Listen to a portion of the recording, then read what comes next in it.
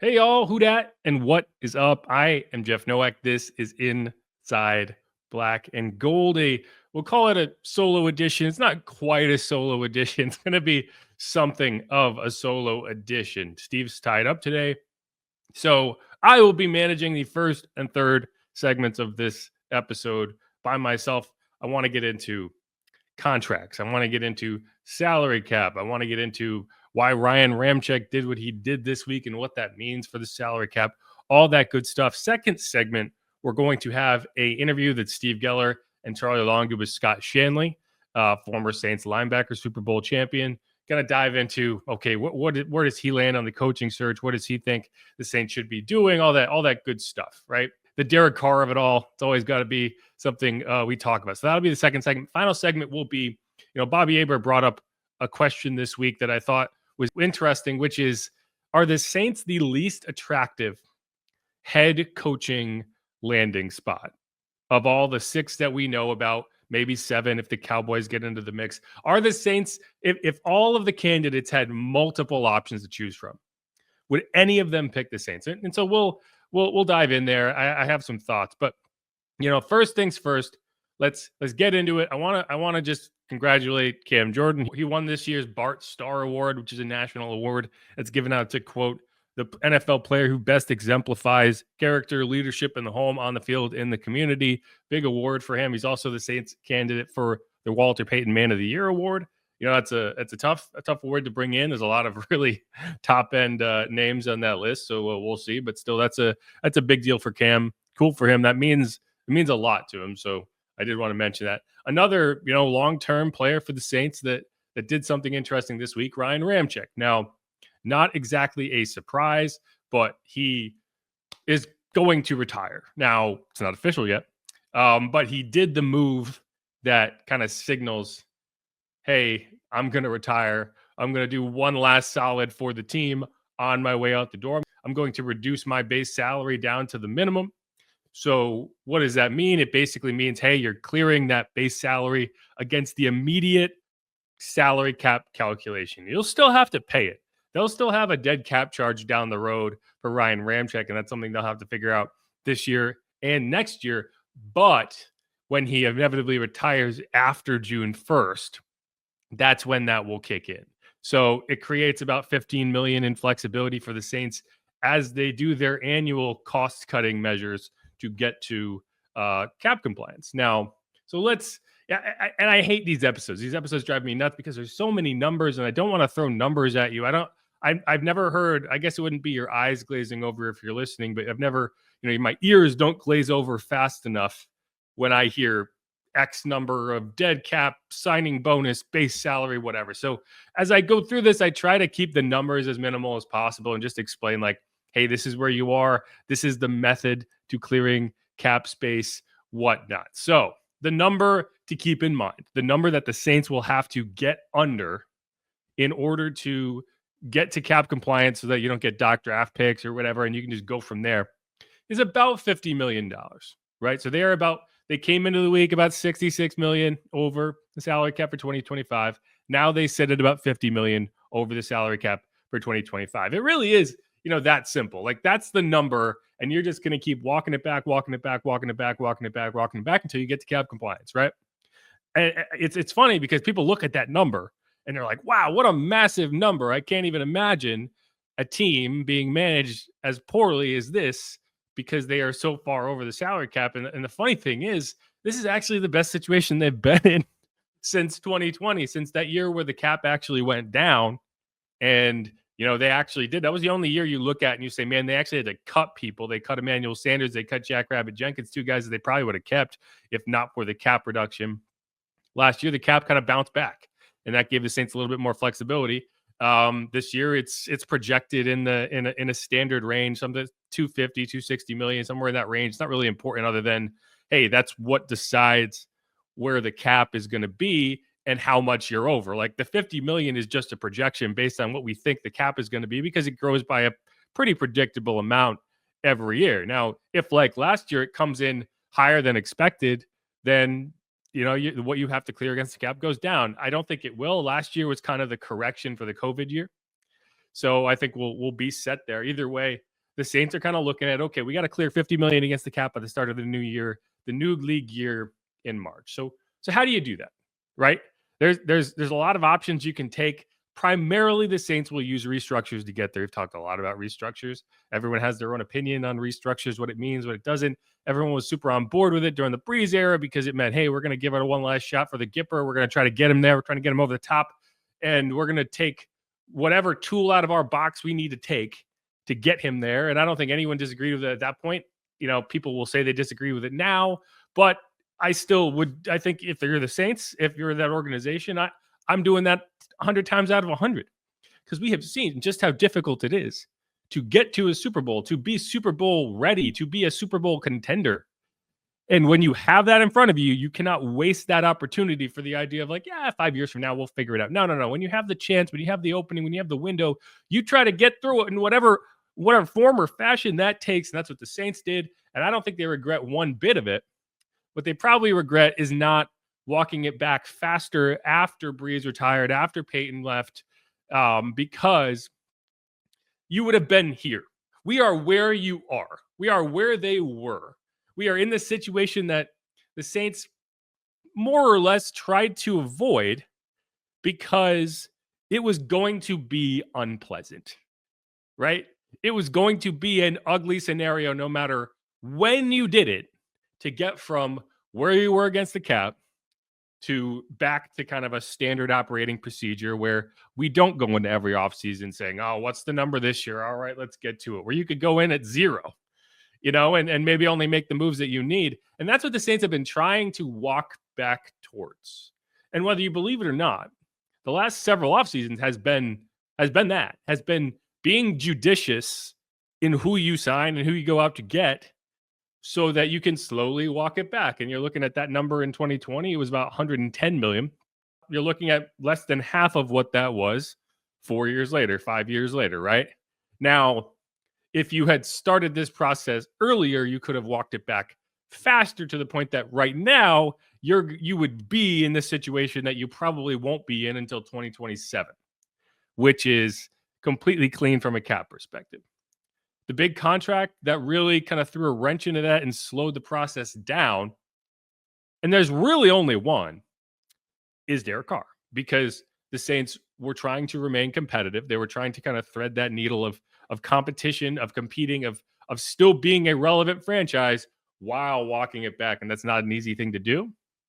The Bucs and managed to do that in their own way by bringing in Baker Mayfield and being able to handle Baker Mayfield's contract, taking a big hit in year one and then going forward. But they also weren't in the restructure hole that the Saints were. So they were able to do it. I mean, you look at Baker Mayfield now, he's making about the same as Derek Carr. He has the Derek Carr contract. Those contracts are virtually identical. And, the only difference is you were able to clean things up around him and then go forward. But I hear all the time, the Bucs have handled their situation all that differently. They're the same teams. They're in the same situations. They moved on from a Hall of Fame quarterback, a Hall of Fame head coach, probably. I mean, Bruce Arians, I don't know. Well, why not? And you have a veteran roster, aging players. The difference is the Bucs have won a few more games over that span and won the division, whereas the Saints hadn't. If the Saints had won the division twice with records of 9-8 and 10-7, would we be talking about them differently? Probably, right? So it is what it is. Either way, Derek Carr. I have some thoughts. I have some opinions on Derek Carr. The one thing that kind of made waves this week, and for better or worse, anytime Derek Carr opens his mouth, people have thoughts. People have opinions. Some of them are fair. Some of them are not so fair. Some of the takes are warranted. Some of them are just founded so far outside of reality that I don't know where we are anymore. But the big thing that Derek Carr talked about this week, and I have some bites from Derek Carr. I don't feel the need to play them because it's all going to be about the contract. And in his public comments, he really didn't address the contract so much as he did a one-on-one with Catherine Terrell of ESPN. But he did say, hey, I've had positive conversations with the Saints. He feels like, hey, I'm probably going to come back. I want to come back, whatever. But when talking about the prospect of a pay cut, he said, I wouldn't take a pay cut. Yeah, I wouldn't do that, especially with what I put on tape. Would I restructure? Absolutely. I'll always have to help the team that way. But there's some things that you put out there that you earned. Even in some cases, it could be even worse. But I felt confident when I signed it that this would give the team the best flexibility at the time. But there's always a kind of respect as a quarterback. You're like, well, still, we are in that respectful lane. We're good, build the team. But yeah, I wouldn't take anything less to do this. It's hard enough putting our bodies through it, and you're trying to get everything you can for your family for it. And, a lot of people are like, how dare he? And I, like, so there's a few things you look at. One, he's being very clear, right? And I appreciate clarity. I appreciate someone just being like, no, I'm not doing that. And because it actually does help you figure out what you're going to do if you're the team. If he kind of strings you along and at the last second says like, actually, no, I don't want to do it, then that puts you in a bind, right? I actually prefer a player to come out and say, hey, this is where we are. We can figure it out from here, but we're not going to do anything crazy. The idea that you're going to walk up to a guy and say, I know you were agreed to be compensated in this way, but we need you to take less because someone else screwed up, because the roster is not good enough, because whatever. The idea that everyone's going to sit there and say, like, what a terrible person. I had someone on Twitter use the term sanctimonious and gaslighting. And in response to that, he's being sanctimonious by not saying, like, here, take my money back. I don't know. If my boss came up to me tomorrow and said, hey, we screwed up, we need you to take a pay cut. I'm like, go to hell. Get out of my face. I'm taking my money and I'm going home. No, it's not unreasonable for a guy to not want to take a pay cut. Being honest about it is reasonable. It's not sanctimonious. Being sanctimonious is pretending that if you were in that situation, you would not be saying the same exact thing, right? Like, this is what I agreed to be compensated, and this is what I will be compensated. Now, the disingenuous part, and it's only disingenuous if the second part of my statement here isn't true, is the idea that restructuring a contract is some sort of altruistic move on a player's part. It's not. At least not for the Saints, because, hey, this is all built into their contracts already. It's not like, oh, well, you're going to change this around. I'm going to allow you to do this. The Saints have it underwritten into basically every contract that they sign that they can do this without the player's consent, because there's really no reason, no downside for the player. In Derek Carr's case, he's going to be paid out on the same schedule. It's not really going to change anything. So that is what it is. Now, why I don't necessarily think it's completely disingenuous on Derek's part is, I think we overestimate the contract literacy of a lot of these players. Like, why would you expect a player to be understanding line by line the contract he's signing? That's why you pay your agent. So in Derek's case, he probably doesn't understand that he has no say, that if they said, hey, we're going to restructure your contract, and he wanted to say no, that he couldn't say no. He probably doesn't know that. Someone should probably tell him, so he stops making that statement. But either way, it is what it is. So that's where you are. Right? And there's going to be a lot of decisions to make on Derek Carr's contract specifically, what the best road is for you regarding Derek. But I just don't know if there's going to be anything to really make a determination on that until you have a head coach in the building. Because the next head coach is going to be able to determine whether you want to ride with Derek Carr or you want to ride with a rookie and clean things up around him. Like, that's going to be on that head coach. You are not going to hire a head coach and say, do you want Derek Carr? And they say no. And you're like, too bad. Alternatively, you're not going to hire a new head coach and they say, I kind of want to stick with Derek Carr because he gives me the best chance to win this year. And I don't want to be the first year head coach that gets fired. And you say, no, we're going to move on. We're going to stick you with a rookie that you didn't draft and go from there. So it's really going to be about that. It's going to be about who's the head coach and what does the head coach want? But just for perspective, and I broke this down on Twitter. If you want to go and you look at the full thread that I put up, I tweeted yesterday, just in terms of, okay, this is $50 million. The Saints have this much to clear against the cap, and how are they going to do it? Assuming that you're not cutting players, right? Because there's some money you can clear through cuts. A guy like Cedric Wilson would make sense as a cut, about $2.4 million you could clear, and that would clear you against that. But keep in mind, any player you cut, you're going to have to bring someone in at minimum, at the league minimum, right? So you're saving $2.4 million by cutting Cedric Wilson. You're going to have to, that's your top 51 number. So the next person's going to slide up. So you're not clearing $2.4 million. You are clearing, 1 point whatever against whatever that next climbs up, right? So that's kind of where you are. But there's about 6 or 7 million you can clear if you chose to cut players, which is an option. A guy like Jamal Williams comes to mind. A guy, hey, I hate to say it, but Foster Moreau, who's dealing with an injury right now, who's dealing with a significant knee injury, right? He's about 2.5 million you could clear if you chose to cut him. I don't think you will, but those options are on the table. And it'll really only come into play if you take we're going to move off of Derek Carr and absorb his entire cap hit this year so as to clear that deck as much as possible for the next head coach. And if that's the case, then you may have to pull these triggers because you just don't have a lot of other options.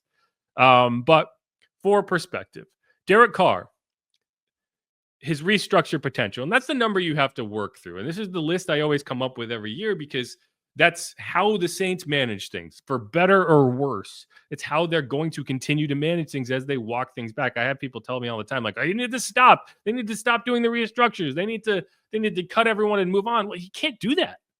It's just not an option because you are already down this path. You have to work your way back before you can actually change your strategies, right? Like, so let's trade DeMario Davis, trade Tyrann Mathieu. Sure, if you can get assets back for it, great. But if you trade DeMario Davis, it'll actually cost you money. If you trade Tyrann Mathieu, it'll save you like 16 grand.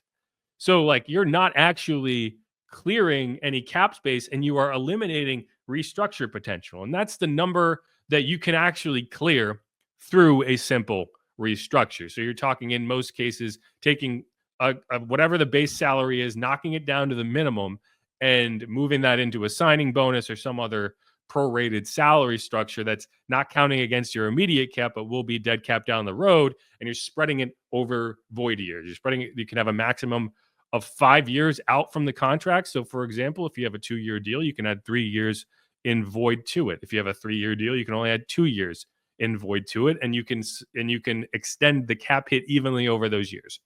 Now, if you cut a player, and this is why you don't actually save money, those void years and all the future dead cap hit that you have spread out accelerates onto the next year. So whatever you're saving by cutting a Tyrann Mathieu will be offset, for example, by the 12 million or so in dead money. And that's why it comes to about even. So in the sense of, hey, we want to cut this player, I want to cut this player, I want to cut this player, there's only a handful of players that you could cut or trade and actually save money against the cap. And that's why it's relevant right now, because you have to get under that $50 million threshold so that you can move forward. And like I said with Ryan Ramczyk, right? Like once we get to June 1st, that dead cap hit is gonna land, and you're gonna have to figure out something then. But you don't have to do it now, right? So what is the restructure potential on these contracts? Now, if you're talking about 50, you have the simplest way to do this is to find the contracts that you can restructure to get yourself to that figure, right? So who's the biggest restructure potential on the Saints roster? It's Derek Carr. You could clear $30.9 million against the cap, against that $50 million cap overage by just restructuring Derek Carr's deal. There's a lot of reasons why that's helpful for the Saints. And the question you have to answer is, do you want to eliminate the biggest cap number, or do you want to restructure the fewest contracts possible?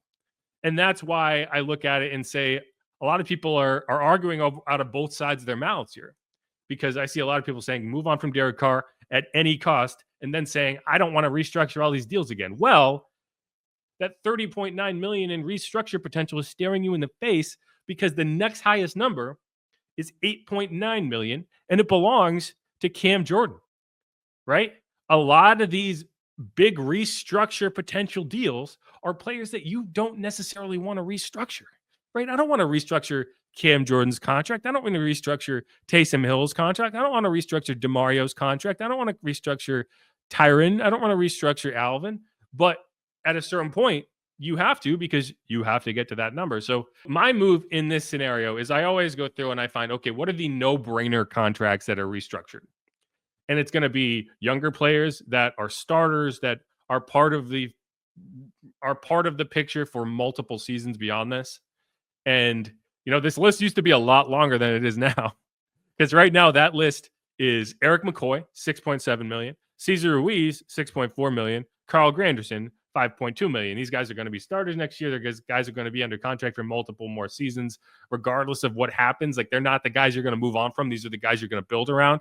So those are the contracts. So that would clear $18.7 million and leave you with $31.7 million to work out, right? So just for example, if you didn't want to cut anybody, if you didn't want to move on from any players, and you just wanted to eat the cap hit and clear the cap as cleanly as possible so that you can go into 2026 and make a lot of decisions then, because this year you are looking at about $48 million in dead cap from Marshawn Lattimore, from Mike Thomas, from Jameis Winston. That'll all be gone next year. So whatever cap that you have to push to there, that'll kind of survive it. You can make that work by just restructuring. For example, Derek Carr, $30.9 million, Pete Werner, $2.5 million. That's $33.4. That gets you cap compliant, gives you about $1.5 million to work with, and move on. We are done with it. We are going into next season, and then we are answering cap questions then. That's it. It's as simple as that. And that would be easily the least complicated version of this process we've seen in a while. You restructure 5 contracts, 3 of whom are core players that you do not expect to move on from anytime soon. One of whom is your quarterback, who quarterbacks get paid. It's the NFL. And the other is a young linebacker who just signed an extension. And you could honestly replace Werner's name with a whole host of other names. It's just a matter of, okay, what's the last deal we have to restructure to get there? And I don't want to have it be one of these veteran players, right? If you don't do that, if you don't restructure Derek, but you keep him on the roster, meaning that you are absorbing that full $50 million cap hit, which is unlikely. I don't think it's going to happen. But in order to make this cap work by doing that, you would have to restructure Cam Jordan, Taysom, on top of those 3 restructures you've already executed, which is Eric McCoy, Carl Granderson, and Cesar Ruiz. You would have to then restructure Cam Jordan, $8.9 million, Taysom Hill, $5.8 million, Demario Davis, $5.5 million, Tyrann Mathieu, $4.5 million, Nathan Shepard, $2.7 million, Pete Werner, $2.5 million, Colin Saunders, $1.9 million, and that would get you to 31.8. That would get you to $100,000 over that number. So it's just for perspective. These are your options. You can clean up the cap from the quarterback position, or you can clean up the cap from everything else. But you're not going to be able to do that in one season. This is a 2-year process. So that's the decision you're going to end up making. Is, would you rather restructure as few deals as possible, which is what I would advocate for, because it would allow for the cleanest off-ramp next year, when you could then cut Derek Carr, absorb a cap hit from him, and move on with whatever the new order is. Or you could go the path that would require 1, 2, 3, 4, 5, 6, 7, 8, 11 restructures this offseason. And that's independent of any quality of play conversation. If I'm a head coach coming in and I'm like, I don't want to set up a scenario where I'm definitely going to lose 15 games. I could see that being the move that teams make. Now, the pay cut conversation, and there's more to it than that. Like, we got to it a little bit at the top, but like, the question Derek Carr needs to answer for himself is, how much does he want to be here? Right? Because it's not necessarily about like, hey, Derek, okay, we want you to play for less. It's, hey, Derek, either you take a pay cut or you get cut. And you're going to lose money in that deal because there's no team that's going to go out there and pay you $40 million. Right? It's just not going to exist. You're most likely going to make something around 10 to 12. There's that kind of middle tier of quarterbacks that does not exist. It's either you're making over 30 million, or you're not. Right? And I don't think Derek Carr, people are going to say Derek Carr's overpaid. I think Derek Carr is paid reasonably in that range, right? Like, Derek Carr's contract was around the same as a Daniel Jones contract. It's around the same as a Geno Smith contract. It's around the same as a Baker Mayfield contract. The biggest difference is for Derek, it's injuries, it's age, and it's the fact that I don't think this team is built to win, even with a quarterback that probably can win, right? And here's the thing: like, people are going to say you can't win with Derek Carr.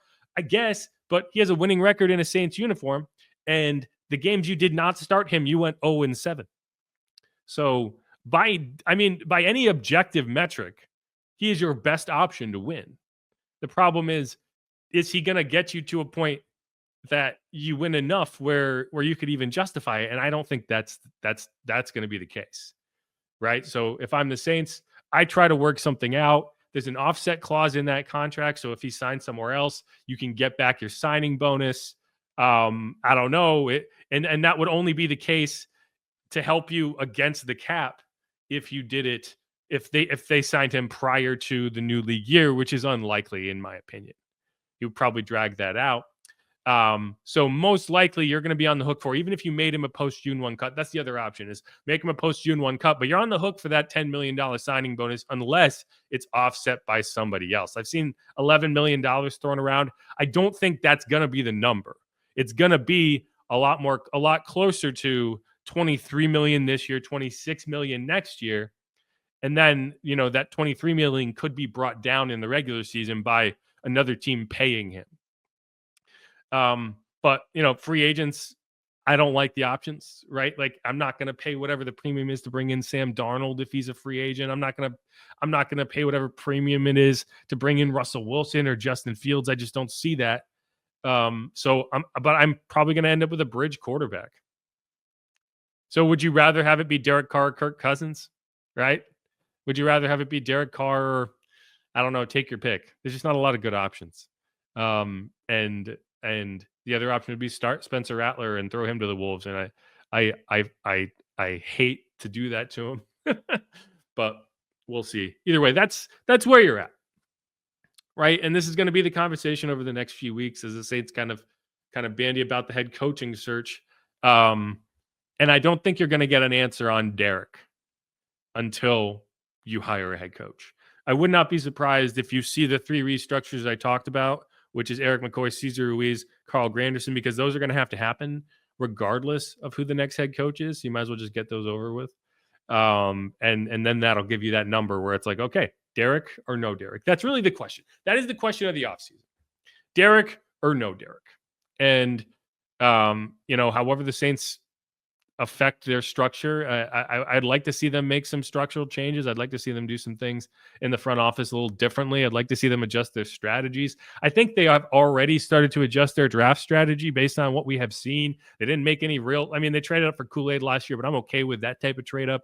They didn't make any splash trades that leverage future assets. You have extra picks this year to work with. Until I feel like I am a playoff team that is a few moves away from a Super Bowl, I am no longer of the belief that I should be trading up, that I should be leveraging future assets for the now. I want to be going into every draft with extra picks.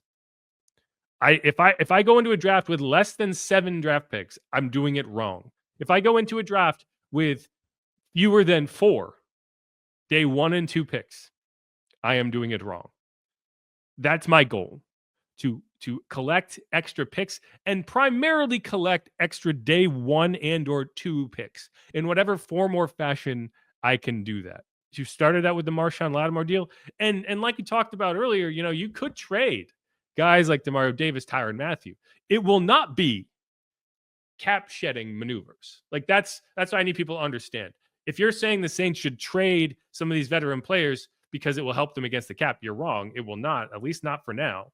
But if I can get an asset for that player, if I can have a team come in and say, hey, we'll give you a 3rd round pick for so-and-so, we think we are that player away from winning a title.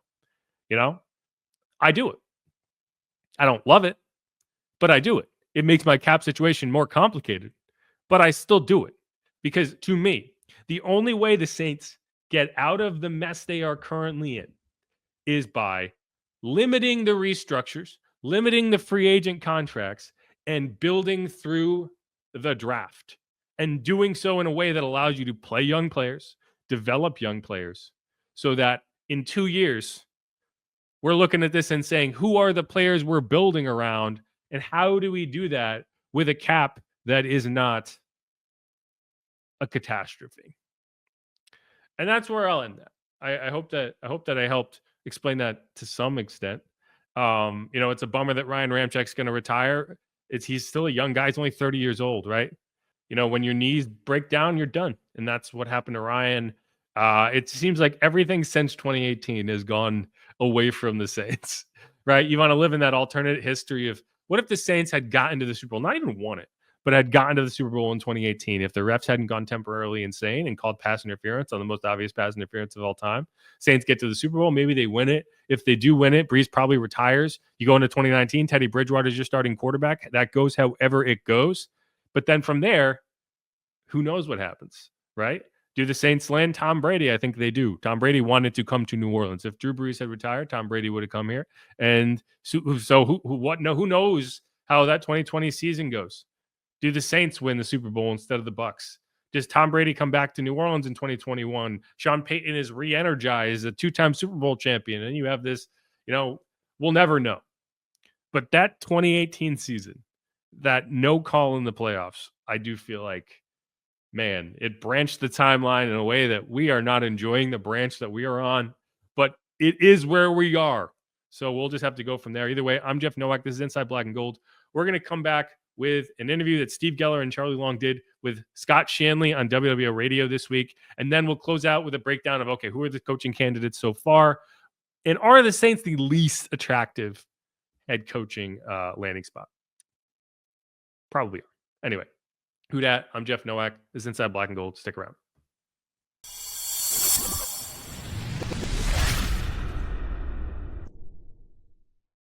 And we're back on Inside Black and Gold. Jeff Nowak and soon to be here, Steve Geller. Now, here is a relative term because he's not actually here, but I will be playing you an interview that Steve and Charlie Long did with Scott Shanle, Super Bowl champion linebacker, former Saints linebacker, does the pregame show for the team now before games.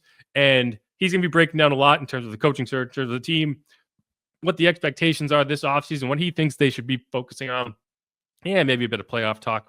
We'll see what happens. But without further ado, here's that interview. Steve Geller, Charlie Long hanging out here.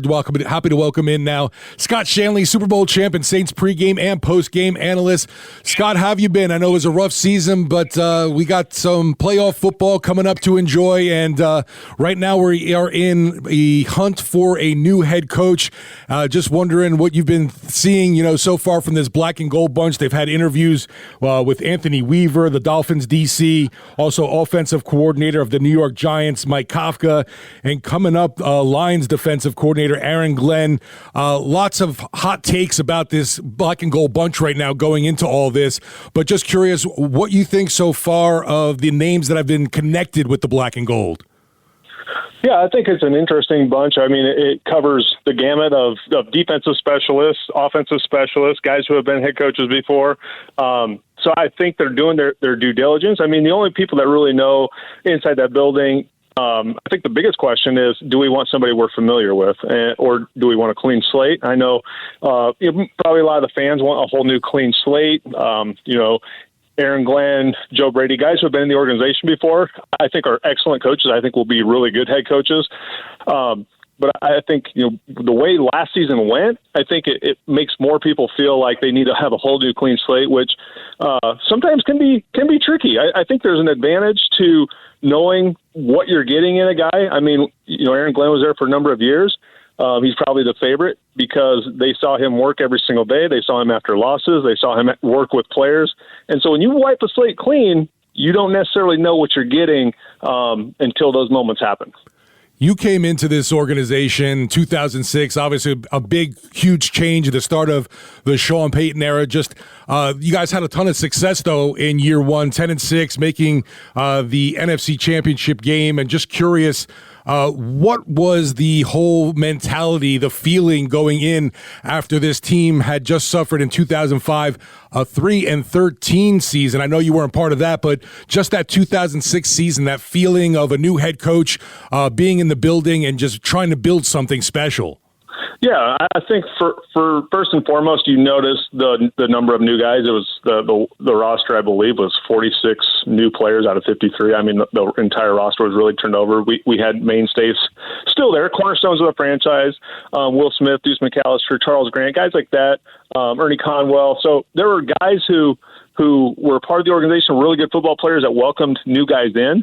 And so that was helpful, but you knew it was a whole new regime. You knew Sean Payton was going to do it his way, which he did, going to Jackson, Mississippi, grinding through those tough training camps. Practices during the week were brutal. So I think the one thing that the league has kind of gone back to as far as interviewing new coaches is they want the guys in the Sean Payton molds, a little bit of old school, bringing some toughness to the building, some accountability. Sean doesn't apologize for anything. He goes to Denver and he automatically says in his first press conference, hey, I don't know how it was done here in the past, but Russell Wilson's not going to have personal trainers in the building. I mean, that's how Sean Payton ran things.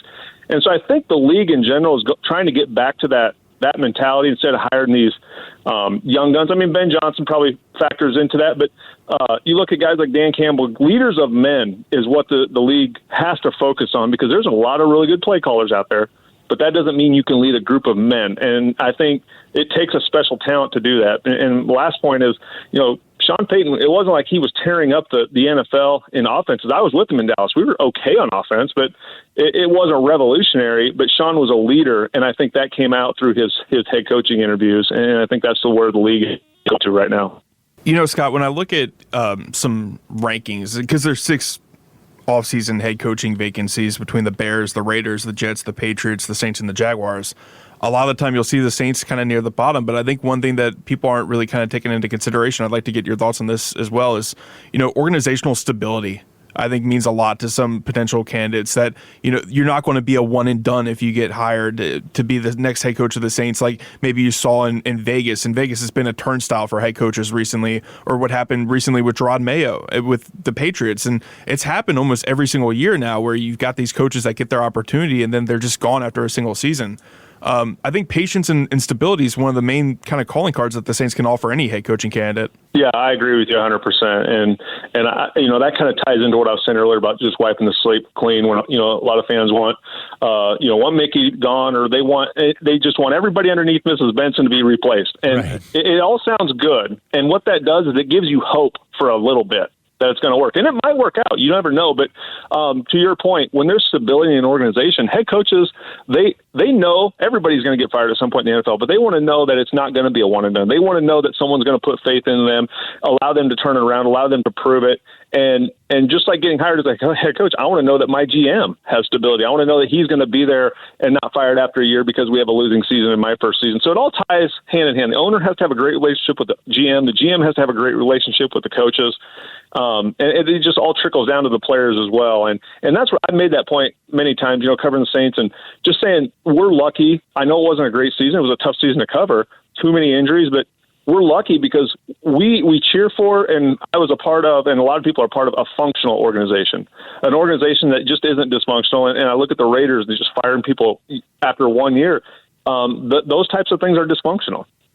Yeah, real quick. I just want to kind of low light, I guess you would say, what's happened in Tennessee. I mean, that's just a perfect example. In 2022, Mike Vrabel stays on. They fire John Robinson, the GM. All that goes back to what happened with A.J. Brown and not wanting to pay him. In 2023, they bring in Rand Carthon, the GM, with Mike Vrabel, but then they side with Rand Carthon and fire Mike Vrabel in 2024. But then after 1 year, or after, I guess, 2 years, 1 year after Mike Vrabel was fired, they move on from Rand Carthon. It's some of these organizations, and I just want to highlight this because it feels like it's a little bit underappreciated. Some of these organizations, they're just turnstiles for both coaching and GM, and dysfunctional is a great word for it, Scott. And I just think that the Saints don't get enough credit for, how stable they really are. There's no question. When a young guy or a free agent comes into the building, it was always a badge of honor to have them say, wow, it's different here. Wow, this is awesome. There's so much support. This feels like a family. Like that feels good. And that it hasn't been quite the same way the last couple of years. But I think winning always cures all. But, you can never underestimate just like I said, when someone says you're a functional organization, or that's a good organization to go play for, that means a lot of different things. That means, the ownership is good, the general manager is good. And to your point, when you look at Tennessee, I mean, that was an organization a few years ago. They had Derek Henry in the backfield. They had A.J. Brown. They had all these pieces. And the one thing that will never change about the NFL is you need great players to win games. And so you just start shipping away a bunch of great players. And we've had that discussion with the Saints roster. Everybody just says, this guy's too old or that guy's too old. They need to be traded. Well, you start getting rid of all these players. Yeah, the cap looks a little better, but the performance on the field. And I think the biggest thing with this Saints team is just they have to look at something as far as the injuries. The injuries the last couple of years have just been absurd. Yeah, talking about those injuries, the great start to this year was derailed by a bunch of those, and it's a team that will never know their full potential, what could have happened. But going into next year now, so they do have a lot of aging veterans at key positions on the roster. But what are some of the needs that you feel this team has to address going into next year? I know it seems like there's a whole lot of them, but I'm just curious, like your major positions you think need to be addressed going into 2025? Yeah, you're right. As the season went along, I think the need list probably grew. You're like, wow, we need this. And it did. You kind of realize some of the areas you need more depth on or you need playmakers at. And listen, this offense, you're playing with your backup quarterback, your backup running back. You don't have either starting receiver for half the season. It's tough to win games. So if you're looking at it from that perspective, a lot of people would say offensive line, hope you get McCoy back. But I think there's a lot of teams in the league that would love to have two tackles at their age. Penning ended up being the biggest concern going into the season, and he played pretty well. Fuaga, they hit a home run on. So I think when you look at it in the draft, I think this team needs a defensive run stopper in the middle, a D tackle for sure. You can never have too many DBs, but some playmakers on offense. I don't really know if there's enough guys who are making plays in space. Kendrick Miller has not been on the field enough for me to have a whole lot of confidence that he's going to be there week in and week out. So if you can strike gold with a great running back early in the draft to pair with Kamara, because you look at this NFC South, the Falcons have a good 1-2 punch. The Buccaneers have a good 1-2 punch. The Panthers do as well. So I think it's about getting more depth at the running back position, getting more playmakers on the offensive side of the ball. It's a great draft to do it, Scott, because Mike and I are going to really do a deep dive into this draft stuff. But just early looking at it, the running back position is a strength of the 2025 draft. And it's really unfortunate because the Saints do have the number 9 overall pick, and they got it because Chicago won that final game against Green Bay. They leapfrogged them to number 10. But they went 5-10 and they're picking at 9. And so, I went back and looked at it last year, Scott. 5-12 was what the Chargers were when they picked 5 and got Joe Alt, their franchise tackle. Yeah. So, but this year, 5-12, because the bottom of the league was so bad, you're only picking at number 9. Now, granted, this is still, you can still get a blue chip piece at pick number 9, but it's just like, oh man, it's really unfortunate because of what the league was this year versus last year, where a team that went 7-10 like the Falcons was picking 8, 7-10 this year would have gotten you at least like 13. Yeah, that's a great point. I mean, it's something I didn't realize. It's an outstanding point. I mean, usually when you only win 5 games, you'd like to think you have an opportunity to draft a future franchise quarterback. And I think that's kind of what's frustrating about this season is first of all, the draft is not that great for franchise quarterbacks. And, do you sit there at 9 and 10 and 11 in that part of the draft where teams usually reach and end up, getting bust at the quarterback's position. So I think the way the draft is going to unfold this year, the top 3 teams, those teams are all going to go after their quarterbacks. I don't know if the Saints, unfortunately, in a 5-win season, you don't really reach for a quarterback in the first round. You're going to have Derek for another year. I think Spencer got a lot of great reps, that a lot of fifth-round picks don't get. There were flashes that he showed during that time. And the other thing you got to evaluate with Spencer is, heck, he was playing without his 2 starting wide receivers, his starting running back. So, but he got a lot of in-game experience, which is worth a lot. So, probably not going quarterback like a lot of people would think with a 5-win season, but there'll be other years where I think the quarterback drafts will be better and you can get a franchise quarterback. Scott, you obviously mentioned hitting on these draft picks is so key, but also retaining them. We've seen guys like a Trey Hendrickson having so much success in Cincinnati, and man, oh man, this year, curious your opinion on a guy like Zach Bowen, the linebacker, just couldn't get on the field, didn't have as much success in New Orleans, and has just thrived with the Philadelphia Eagles. Yeah, I don't know. I was saying this the other day to somebody. There's something about the Eagles and free agents going there and playing better. There's not a whole lot of teams where you sign free agents and they go and they played. Malcolm Jenkins really, his first 4 years with the Saints, he was a good player, but when he went to the Eagles and he became a Pro Bowler and really one of the best safeties in the league, and then obviously came back. But no, I think when you look at it, that is the frustrating part because we can all point to, and I point to the last 5 or 6 drafts, you haven't drafted one Pro Bowler, and that hurts. Over time, it shows on the field.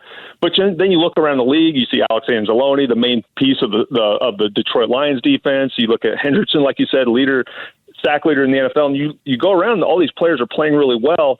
And yeah, Zach Bond, I mean, he was a player that they probably pegged to be something in New Orleans, never gave him an opportunity to be an off-the-ball middle linebacker.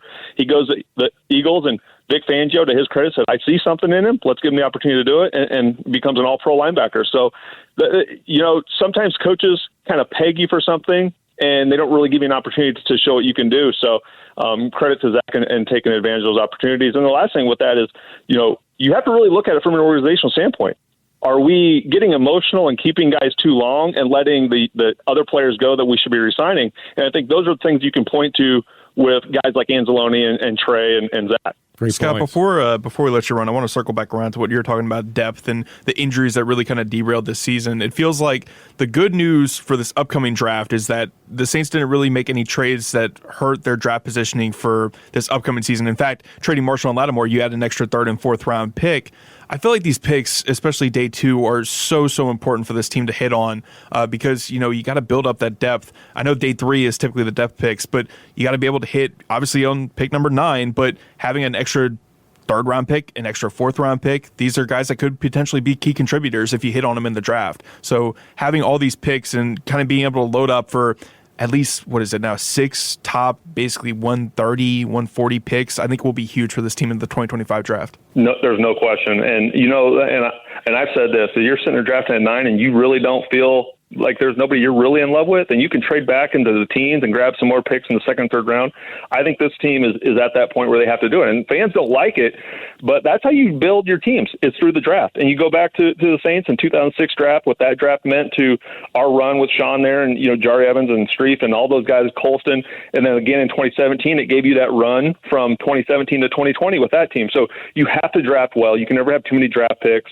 And I always kind of laugh because after the first year, everybody kind of like, oh, who we drafted? But that's where your franchise is put together, is in the 2nd, 3rd, 4th, 5th rounds. And you look at teams like the 49ers. They drafted Trey Lance. They went all in, a pretty functional organization. They realized they were wrong, but fortunately for them, they drafted Brock Purdy the same year. So there's a lot of players that, even though they're being drafted in the hundreds and the 200s, you're just lucky enough that if you do your research and your homework and they can turn into pros, that's how you turn your franchises around. Always appreciate your time, Scott. You back in Dallas, Texas right now? Yeah, it's a winter wonderland in Dallas right warm. now. I was going to say, we're complaining about 46 degrees here. I know you're dealing with snow. Yeah, it's all right, though. I grew up in Nebraska, so snow, I live in the South for a reason because I don't want to do this all the time, but every once in a while it's kind of nice to look out the window and see. Always appreciate the time, Scott. Have a good one. Be talking to you soon. Sounds good, guys. Take care. Who dat? All right. Thanks again to Scott Shanle for coming on. Thanks, Steve Geller, for doing that interview. He could not be on the podcast today. Scheduling mishaps, whatever. But he will be back on Monday. We have not heard from Mickey Loomis yet. As of recording this podcast, we do not have a time for when Mickey Loomis will talk, but the understanding is that he's going to talk at some point this week. I imagine it'll be sometime on Friday, but if it is, as of 1 p.m. Thursday, we do not have a time for that interview. So ideally, Steve Geller is going to get back on here. We're going to break down what Mickey says, or what Mickey had said in his postseason press conference. We just don't know exactly when that'll be it, but that'll hopefully be the Monday episode. But for now, the rest of this episode is going to be head coach conversation. We're going to talk about who the candidates are right now, who's been requested to be interviewed, who I like personally, what these guys could bring in, that sort of thing. And then I want to answer a Bob Yeager question, which is, are the Saints at the bottom of the totem pole in terms of head coach landing spots? I think they might be. But all right, who dat is Inside Black and Gold. We'll be right back. Stick around.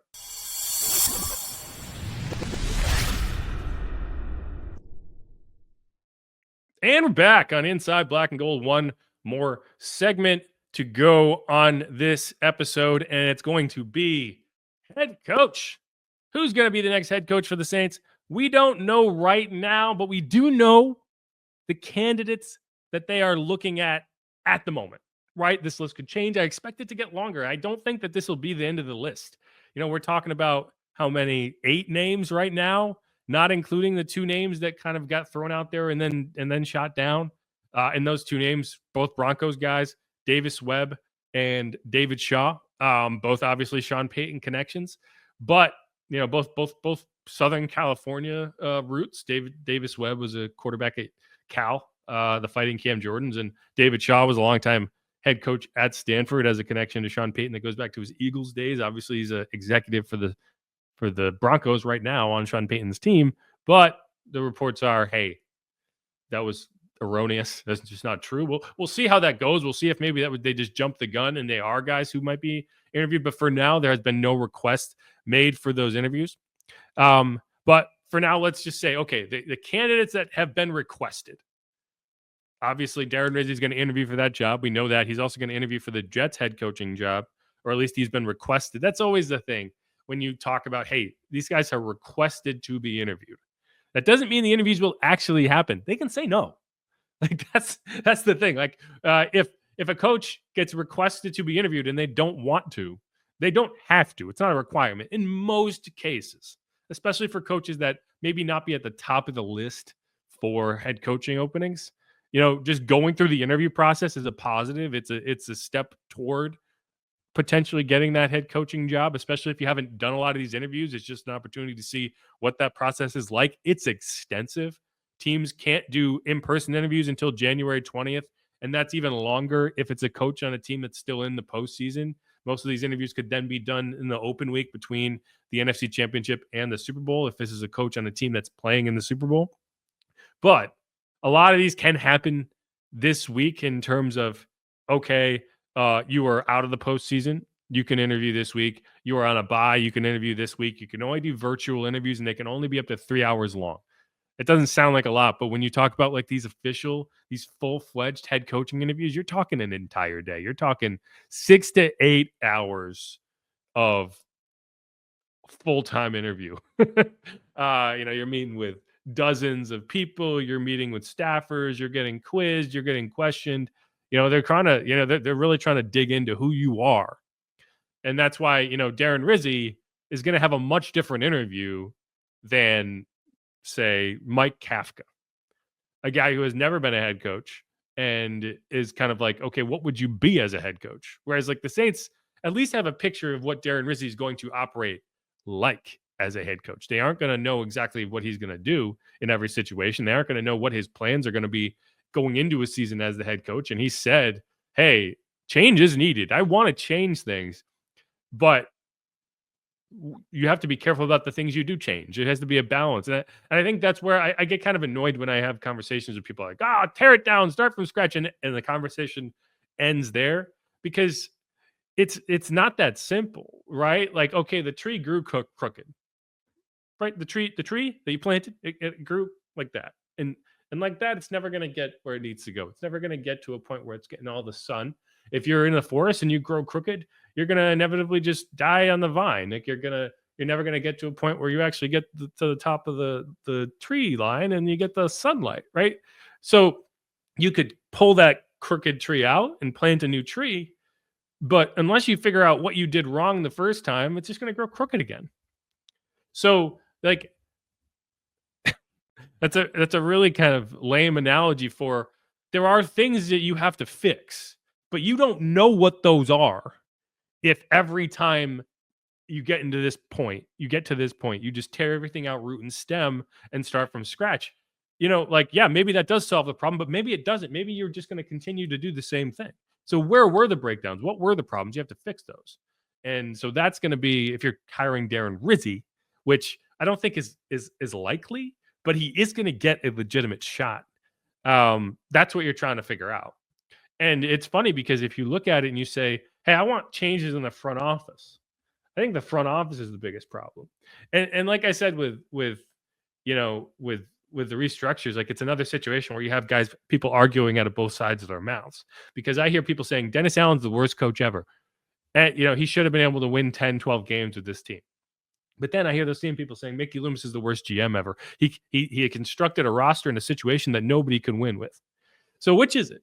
Because it can't be both. It can't be both of those things. Either Dennis Allen is bad because he could not win with this group, or Mickey Loomis is bad because he gave Dennis Allen a group he couldn't win with. It can't be both of those things. And if you're going with a Darren Rizzi, you actually have a much better chance to solve problems in the front office than if you hire a new coach, because if you hire a new coach, most likely you're just going to end up running it back with that system and saying all the issues were on the coaching side, and let's see what happens when we change that. So I don't know. Like, I think people need to be honest with themselves and like, do your arguments make sense with each other, or are you just talking to talk? Because a lot of times I just give up on people. It's like, how can you be mad about all of these disparate things, Pick something and fix it. And that's what the Saints need to do. Either way. So let's go through this list. Darren Rizzi, obviously the interim coach. Aaron Glenn, Lions defensive coordinator. He's probably the hottest name in terms of who, where the smoke is for the Saints in terms of, Drew Brees wants him. He's a former Saints assistant. He's played for the Saints. Everyone knows him. He's got a great resume this year, because if you're talking about, man, what is he working with right now? And he's still got the number one on the defensive side of the ball. So many injuries, an insane number of injuries. And he's still got that Lions team playing good football. They just shut down the Vikings in the season finale to win the 1 seed, right? Like, that's a big deal. Another Saints connection, Joe Brady, Bills offensive coordinator. He's probably better known for being the pass game coordinator for that Lions. Wow, wrong types of cats. Tigers, LSU Tigers team that had Joe Burrow, national champion, Jamar Chase, Justin Jefferson, even Clyde Edwards-Helaire on that roster. And, that's where he went from there to the Panthers, another cat, right? It's just a lot of cats going on. Did not go well, didn't land. It was a Teddy Bridgewater team. Ended up getting fired. He's now with the Bills, the offense coordinator. He kind of elevated to that job when they fired Ken Dorsey. Done a good job there. And, with the connection from the Saints, he was an offensive assistant in the 2018 season before going to LSU. There's some obvious things to like there. Kellen Moore, Eagles offensive coordinator. Anytime you're, the offensive coordinator for a team that's dominating, you're gonna get some attention. He's been in these conversations before. You probably remember him more for his time at Boise State as quarterback. A lot of these guys are former players, right? Anthony Weaver, Dolphins defensive coordinator, another former player. He's probably a guy that people don't know a ton about, but he's been in the coaching ranks forever. Well respected. Cliff Kingsbury is the latest name on that list. Commanders offensive coordinator. I think this would be the least inspired decision the Saints could make, but he is a former player. Did spend time with the Saints. There are pictures of Cliff Kingsbury throwing passes in a Saints jersey. Not many of them, but they exist. You can find the photos. They're in the archives. Go find them. And a couple others. Giants offensive coordinator Mike Kafka. This one probably be an eyebrow raiser just in terms of, the last 2 seasons the Giants offense has been ugly. UGLY. Ugly. But if you go back to 2022, he was the offensive coordinator then. They kind of surprised a lot of people. They won a playoff game. They beat Kirk Cousins and the Vikings in the wild card round, moved on. That was Brian Dable's first year as head coach. They did a lot of really good things with Daniel Jones that year. Still, it's just hard for me to look at that Giants organization, which is a cluster of its own. It's a team that easily could have decided to move on from their head coach, decided not to. I don't know. I don't know if that's the vine that I want to be plucking off of. And then the final one, Mike Vrabel, former Titans head coach. They could interview him now. There's nothing preventing the Saints from doing that. They don't have to request it. So we're not going to get that type of information in terms of, okay, his team that he's on has to give permission. But the problem with Mike Vrabel is it's really hard to look at the Patriots and not see that as a firing set up to hire Mike Vrabel. Now, the Patriots might end up with a wrongful termination suit based on how that all went down with Gerard Mayo, but it's just tough to see that as an option for the Saints. Either way, those are the candidates. So the next question you ask is the one Bobby Hebert asked, which is, are the Saints the worst possible landing spot? And this is, let's just play what Bobby said here. Well, the more I look at it, I don't think we mean the bottom of the totem pole. We're not going to be able to pick who we want because the ones we might want, they might pick another team. I just look at the salary cap. It's like, you got to be kidding me. You think, like, is that a misprint when you look at all the teams that are dealing with the salary cap? And no, I'm looking at all the teams, and even like the Jets, they have $30.5 million. We don't only want the negative. So why, if you're a young up-and-coming coach, and we really don't know the future of the quarterback position, because I think Derek Carr is short-term, well, why are the Saints attractive? I'm just being objective. I'm just keeping it real. I'm not trying to say, we're going to be able to get the coach we want. Okay, we're familiar with Aaron Glenn.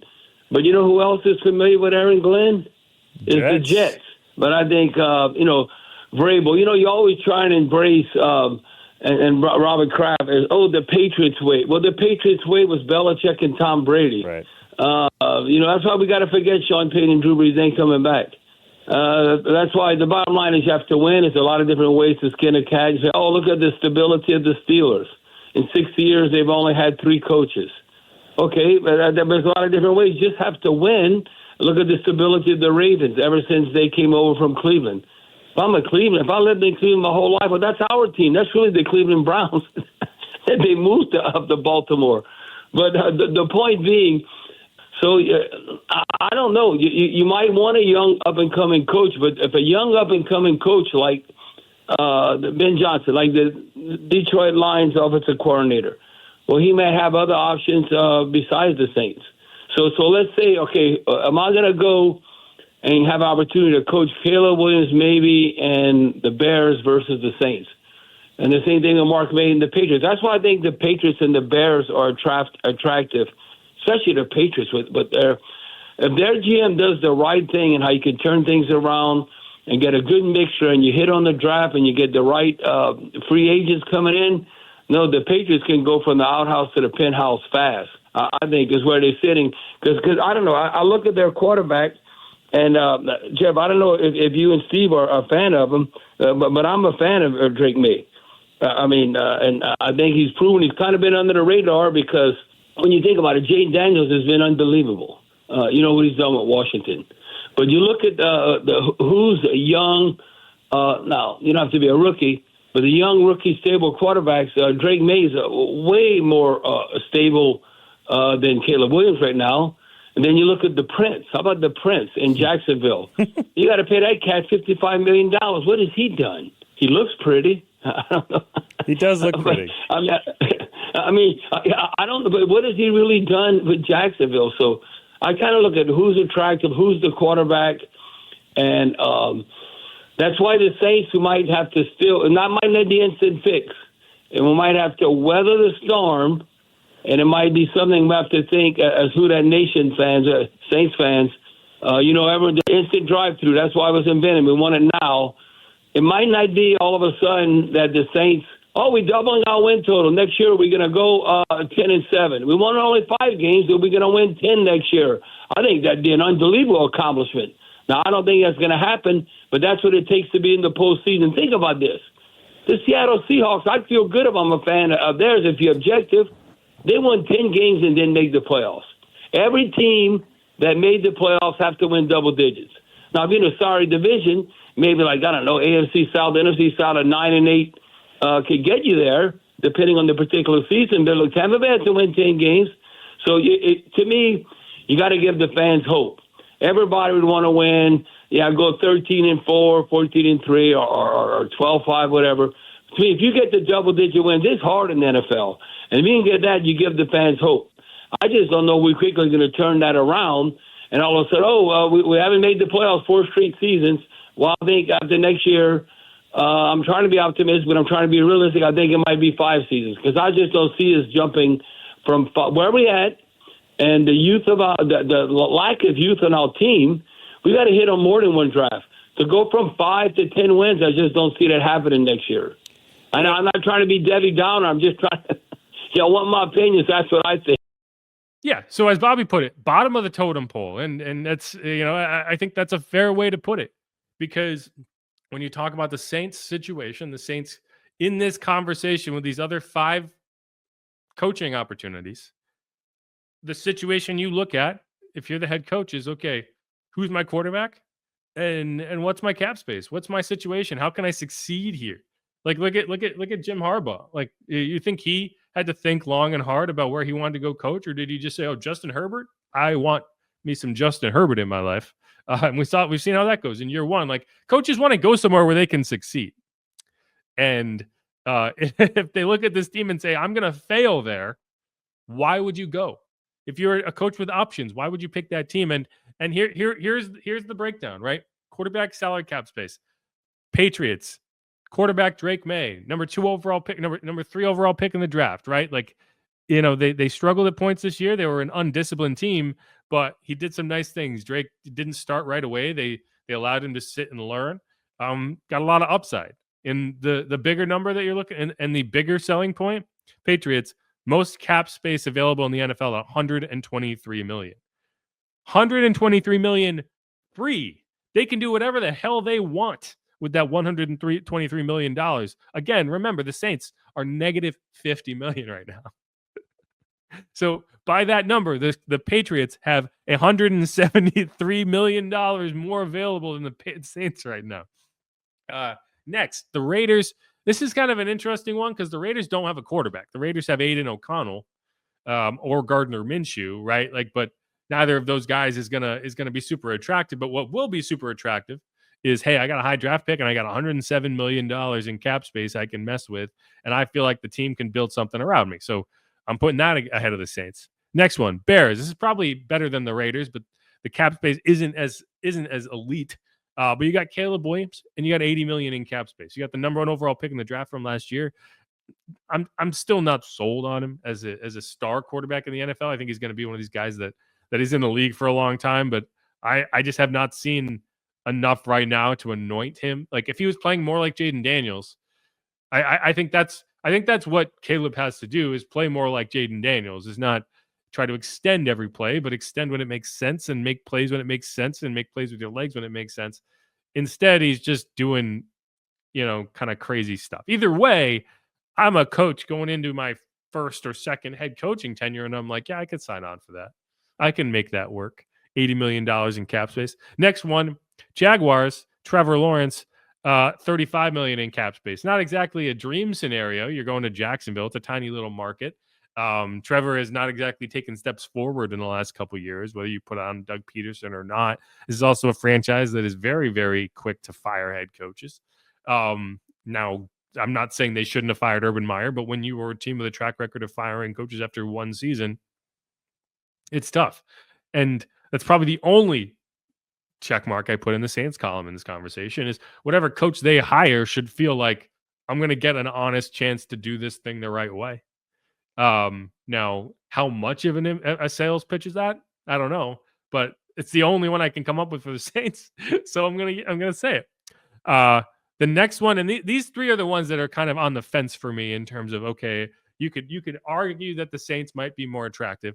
The next one is the Jets. They have Aaron Rodgers, who maybe is their quarterback. Maybe they move on from him. I feel like he's kind of in the Derek Carr situation of, well, if the next coach wants him, they might keep him around. If the next coach doesn't want him, then you move on. And if Aaron doesn't want the next coach, then he might firebomb that whole situation too. So, but they do have $28 million in cap space. Not exactly a dream scenario, but much better than the Saints, right? And so then you end up with the Saints, Derek Carr, negative $50 million. Now it'll be zero by the start of the season. And the question is, will it be Derek Carr by the start of the season? I don't know. But 4 of the teams on this list have either a young quarterback who you look at and say, this is the franchise, or $100 million in cap space available, that you can go out and get a Sam Darnold. You can go out and get the top quarterback on the market. Hey, you can go out and get Derek Carr if you wanted to.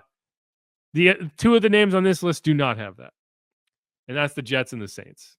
Now, what the Jets have that the Saints don't is the New York market, is a massive spotlight that's going to be on this team. If you can succeed in New York, if you can succeed with the Jets, you're a superhero. You're going to be in the headlines everywhere. You're going to be a star. Now, the Saints are going to kind of toil in obscurity. You're not going to have that attention. You're not going to be that attention seeker.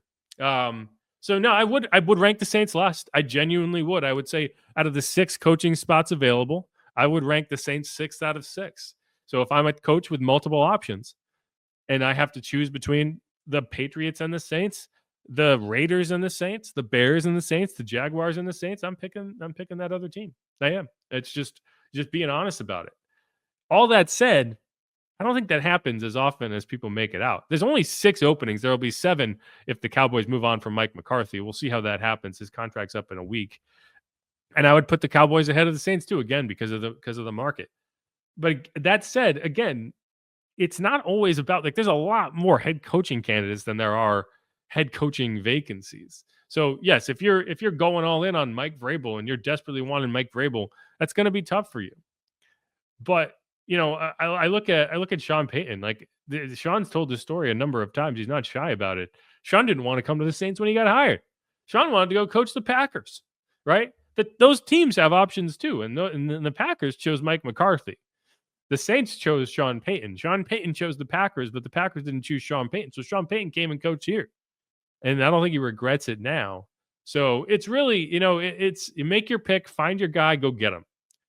I don't think we need to get caught up in, okay, who is the best, quote unquote, best option? Because teams get their best option all the time. They don't work out a lot of the time, right? Like everyone was freaking out because the Jaguars hired Doug Peterson, and the Jaguars looked solid in year one under Doug Peterson. How fast did that fall off a cliff? I'm like, I can't believe the Saints didn't have an in-person interview with Doug Peterson. They interviewed him by Zoom, which is, it's par for the course. So we'll see. It's not about being the most attractive destination. It's about getting the right guy. And so who would be my pick? I think my pick would be, it's tough. I was about to say Aaron Glenn, then I changed my mind. My issue with a defensive head coach is it would make it way too easy for the Saints to keep everything static on the offense. And I really don't want that. I want to rebuild. I want them to reset. I kind of want them to move off of Derek Carr just because, and it's not like people call me a Derek Carr stan. I think Derek Carr has been better than y'all are giving him credit for, but I still don't think he's good enough to get this team over the top. And so I do want to rebuild in that sense. And I just don't think you're going to get that with Aaron Glenn. I think that you hire Aaron Glenn because we can keep Clint Kubiak and we can keep things static, and that's just not going to do it for me. It's not going to do it for a lot of people. So I don't know. If I'm going,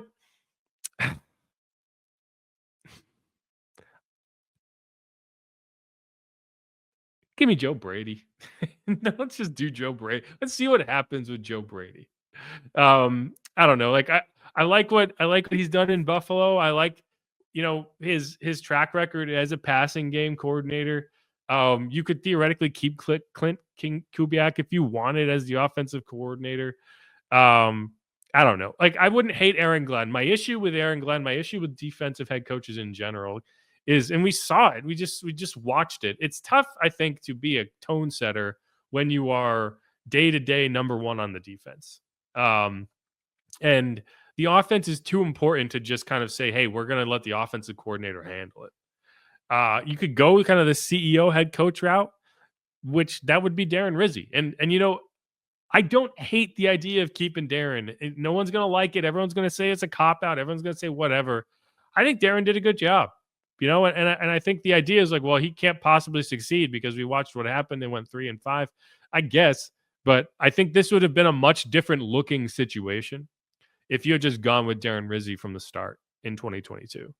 If you had convinced DA to stick around as the defensive coordinator and said, Darren's going to be our head coach, I think we would be in a very, very, very, very different situation right now than we are. You can't go back. That's a timeline that does not exist. That branch has been clipped. And you'll go from there. But that's kind of where I land. I want an offensive head coach. And you'll see what that looks like. I just think, like, we've seen it's tough to when you're not an offensive guy at the head coach position, it's tough to get the offense where you want it. And things fall through the cracks.